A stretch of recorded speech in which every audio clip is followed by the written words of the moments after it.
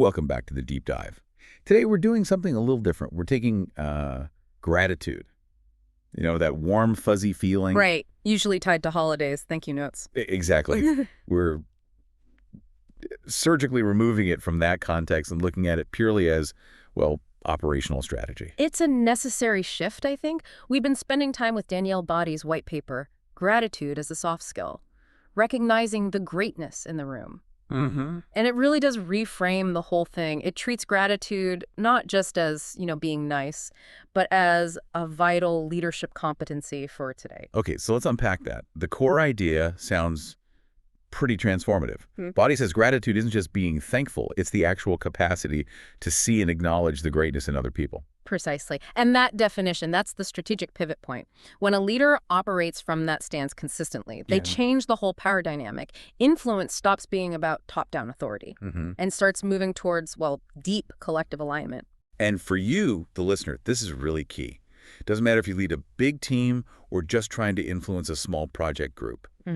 This framework kind of gives you a shortcut to understanding why some modern leaders really connect and succeed where others might stumble. We're treating this as a core soft skill, strategic gratitude. So let's start by maybe challenging the usual view. We've all seen workplace gratitude, right? The generic plaque at the end of the year. Oh, yeah. Or the mass email. Thanks for the hard work, team. Totally. It feels shallow, sometimes even a bit performative. Yeah. So what's the deeper practice Body's talking about? Well, the paper points out that the old model reduces gratitude to just an action, a thank you. Right. The strategic definition insists it has to function more like a continuous lens of awareness. It's not about what you say right at the end of the day. Okay. It's about how you actually perceive the people and the work around you all day long. That idea of a lens of awareness, that really demands presence, doesn't it? You have to actually stop and look, not just rush past people to the next thing. Absolutely. It means showing up fully, mentally present, and recognizing that greatness, capability, insight, experience, it's already there. In the room. In the room, exactly, embodied in everyone's diverse strengths, their perspectives, even the quieter voices. A leader using this lens isn't just waiting to say thanks after the project's done. They're seeing the capacity, the contributions happening right now. So if a leader starts seeing greatness as this constant potential, that must change their actual behavior day to day. It changes basically everything. When you cultivate that awareness, gratitude stops being just, relational, nice stuff. It becomes Operational. It fundamentally redefines how teams work together. It shifts them away from that default mode of internal competition. where people hoard credit, maybe. Exactly. Hoarding knowledge, fighting for recognition. It moves them towards shared contribution. Okay, but hold on a sec. Isn't some competition healthy? In high-performance environments, metrics, bonuses, doesn't rivalry sometimes push people? That's a really fair point. And the source tackles it by distinguishing between rivalry and striving. Okay. Rivalry is zero-sum, right? For me to win, you have to lose. Strategic gratitude kind of eliminates that because recognition isn't treated like some scarce resource, I see. but striving. That's different. It's inspired. When leaders genuinely acknowledge great work, it sets a benchmark. It inspires others to reach higher. It creates this upward energy, this synergy. Okay. And the framework actually gives you specific behavioral competencies to make that happen. Right, let's get into that framework then, the greatness in the room framework. This is what takes it from a nice idea to something you can actually do. Yes, and the core principle is super clear. Every single person brings value, period. The leader's job is to be a kind of recognition amplifier. Recognize, receive, amplify. I like that. Exactly. And the paper breaks it down into 5 interconnected practices. This is the daily work. Okay, these 5 practices, these are the action points for you, the listener. Let's detail what they actually look like. First up is presence. And this is about showing up fully engaged, not just your body in the chair, but your mind too. Observing, being receptive. So the opposite of multitasking during a meeting or planning what you're going to say next. Precisely. And if you're truly present, that naturally leads into the second practice. Which is? Openness. This means you have to genuinely allow other people's perspectives, their expertise, to inform and maybe even change your own thinking. That takes some humility. Being willing to say, your idea is better, or I didn't think of that. It's essential for learning, isn't it? Essential for growth. Then we get to the core action, which is acknowledgement. The actual saying thank you, but strategically. Right. It's verbalizing recognition, giving credit generously, but, and this is critical, it has to be timely, specific, and contextual. So not just great job on the report. No, it's the way you visualize the data on page 7. That gave us the key insight for the budget decision. Thank you for that clarity. Specificity matters. Because that tells people what to repeat, what was valued. Makes sense. How does this shape how people actually work together? That brings us to number 4, collaboration. And this isn't just dividing up tasks. It's about co-creating, building something together from a place of mutual respect, where everyone's input is seen as valuable synergy, no matter their job title. Okay. Presence, openness, acknowledgement, collaboration. What's the last one? The 5th practice closes the loop. Growth orientation. This is where the leader actively uses examples of excellence from others as inspiration for the whole team's development. Like saying, look at what Jane did on that project. How can we all learn from that approach? Exactly. How can we embed that level of thinking into our standard process? These 5 things together. That's how the soft skill becomes real leadership behavior. What's really interesting is how this source insists this gratitude thing has to move beyond just a feeling. Yeah, emotional state. To become a practical behavior that's baked into the organization itself. And that means embedding it at 3 different levels. Right. That's right. If you want it to stick, to be a real competency, you have to work on it personally, relationally, and systemically. Most places only ever touch the relational part, if that. Okay, let's break those down, starting at the foundation. The personal level. This is internal to the leader. Yes.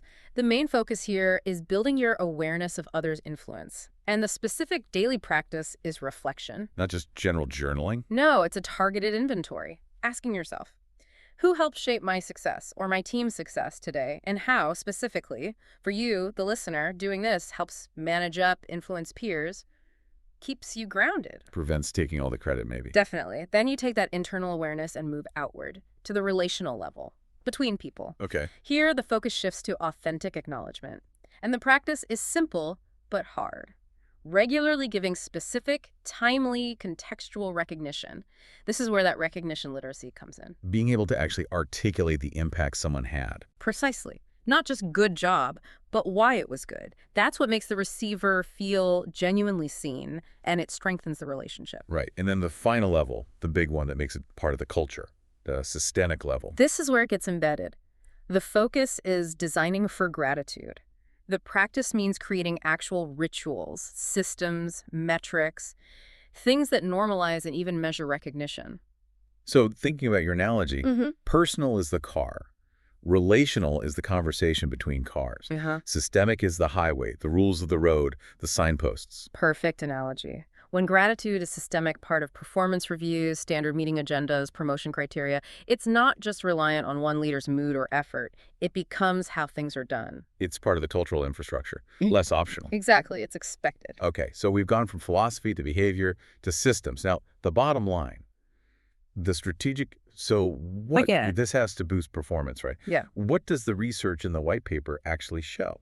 It connects this gratitude-based leadership to 4 really key organizational outcomes. First, pretty obviously, is increased engagement. Makes sense. If people feel seen, valued for their specific contributions, they're more committed. Much more. Emotionally, professionally. They invest more. And that feeling of being valued must affect how teams work together. Absolutely. That's the second impact, enhanced collaboration. Intentional, specific recognition is a huge driver of psychological safety. We hear that term psychological safety a lot. And maybe unpack that link for the listener. How does gratitude build that safety specifically? Well, psychological safety is basically the belief that you won't get punished or shamed for speaking up with ideas, questions, mistakes. Okay. When a leader consistently practices acknowledgement, recognizing effort, recognizing value, even when the outcome isn't perfect, it lowers the fear factor. People feel safer contributing unfinished ideas or pointing out potential problems. That fuels open communication. And safer people are probably better thinkers too. Yeah. Less stressed. That's the third impact. Innovation. The paper cites evidence showing gratitude actually expands cognitive flexibility. Really? When your brain isn't constantly scanning for threats like, will my idea get shot down? Will someone steal my credit? It frees up resources for more creative, novel thinking. Teams get better at connecting different ideas, combining strengths, thinking outside their usual boxes. Wow. Okay, so better engagement, collaboration, innovation, and the fourth. Better retention. It's pretty straightforward. When you feel seen, valued, safe, and you're growing, why would you leave? Good point. So the end result, the cultural outcome Body describes, is creating this ecosystem of belonging, an environment where recognition replaces rivalry and contribution replaces comparison. That's a really powerful way to put it. Recognition replaces rivalry. Yeah. Okay, so let's get super practical now. Implementation. For a leader listening who thinks, okay, I buy this, I want to do this starting tomorrow. Yeah. What are the concrete actions Body suggests? The paper details several very specific tactics. First one is simple. Bake it into routines. For example, start meetings with recognition. Every meeting. Every single session.